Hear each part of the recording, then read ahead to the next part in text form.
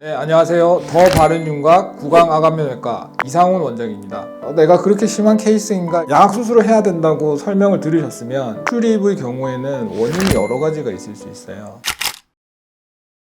원장님, 돌출입이나 무턱으로 교정 상담을 받으러 갔는데 갑자기 수술 얘기가 나왔어요. 제가 그렇게 심한 케이스인가요? 환자분 입장에서는 당황스러울 수 있을 것 같습니다. 교정만 하면 될까 싶어서 갔는데 갑자기 그냥 수술도 아니고 양악 수술을 해야 될 것 같다 이런 얘기 들으시면 당연히 당황스럽고 내가 그렇게 심한 케이스인가 이런 생각하실 수 있을 것 같습니다. 수술을 권유받았다고 해서 항상 환자분의 상태가 심각하다는 뜻은 아닌 경우가 많습니다. 더 정확히 말하면 치아의 문제뿐만 아니고 골격의 문제까지 한번 따져보자 이런 의미 정도로 생각하시면 좋을 것 같아요. 돌출입 같은 경우는 언뜻 보기에는 뭐 치아만 이렇게 뻗어진 거 아니야? 아니면 입이 약간 나온 거 아니야? 이렇게 생각하실 수 있는데 증상에 따라서 아니면 원인에 따라서 복잡한 문제가 개입되어 있는 경우가 있습니다. 치아의 각도뿐만 아니고 골격의 돌출 정도 이런 것들이 다를 수 있기 때문에 골격적인 내용을 조금 더 뜯어봐야 되는 케이스인 경우인가 보다 그 정도로 이해하시면 좋겠습니다. 돌출입인데 교정으로 해결되는 경우와 수술이 필요한 경우 어떻게 구분하나요? 앞서 말씀드렸지만 돌출입의 경우에는 원인이 여러 가지가 있을 수 있어요. 단순히 치아의 각도만 문제가 되는 경우가 있을 수 있고 턱뼈의 문제가 같이 개입되는 경우가 있을 수 있습니다. 어떤 경우에는 발치를 통해서 치아 이동만 해도 좋은 결과를 얻을 수 있는 경우도 있지만 어떤 경우에는 돌출되어 있는 골격 자체를 이동해야만 좋은 결과를 얻을 수 있는 경우도 있습니다. 따라서 두 개를 구분해야 되는데요. 치아가 앞으로 기울어져 있어서 입이 나와 보이는 경우에는 그냥 발치를 하고 내지는 발치를 안 하더라도 어떤 공간을 좀 만들어서 치아를 뒤로 밀어 넣으면 돌출입이 해결되는 경우가 있겠죠. 제 생각에는 돌출입 중에 수술을 통하지 않고 해결할 수 있는 제일 쉬운 케이스가 아닐까. 그런데 어떤 경우에는 골격이 앞으로 같이 나와 있어서 심지어 치아의 각도는 정상인데도 골격이 튀어나와 있어서 돌출입처럼 보이는 경우,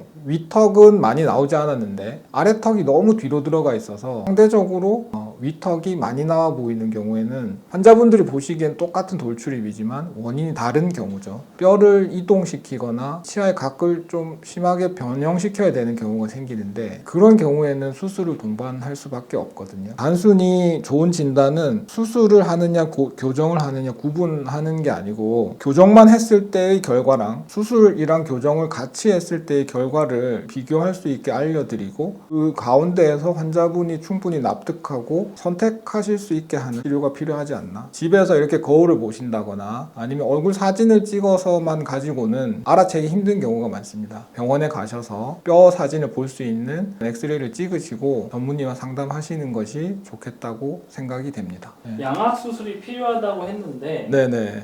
위턱, 아래턱 둘 다 해야 하는 건지 하나만 해도 되는 건지 어떻게 결정을 하나요? 양악 수술을 해야 된다고 설명을 들으셨으면 그거는 위턱, 아래턱 두 개를 다 하시는 그런 경우를 설명을 드리신 겁니다. 근데 경우에 따라서는 위턱만 수술해도 되는 경우가 있고 아래턱만 수술해도 되는 경우가 있겠죠.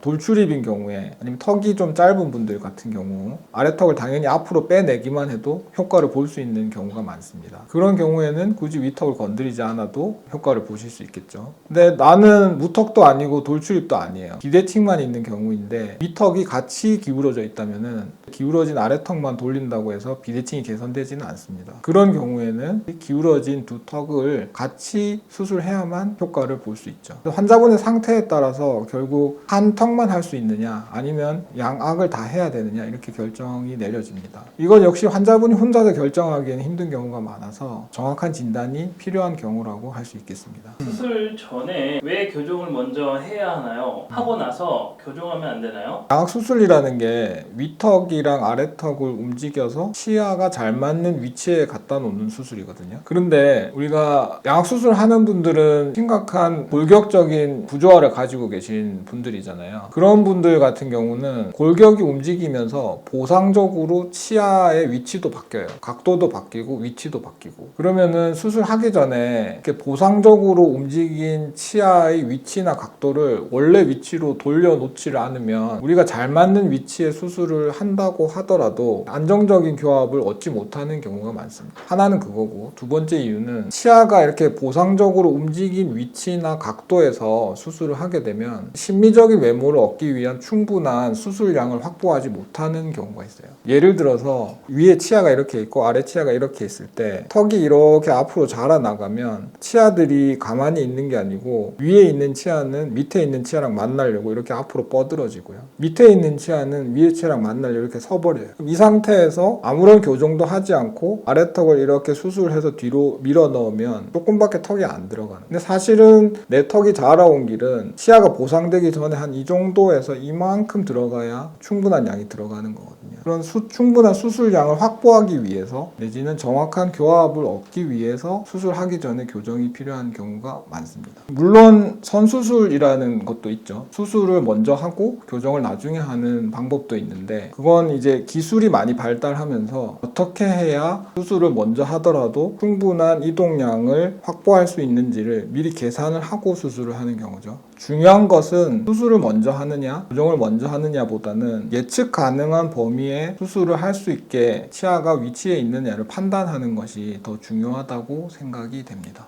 단 한 번의 선택이 평생의 만족으로 바뀌는 순간, 지금까지 더 바른 윤곽 이상훈 원장이었습니다.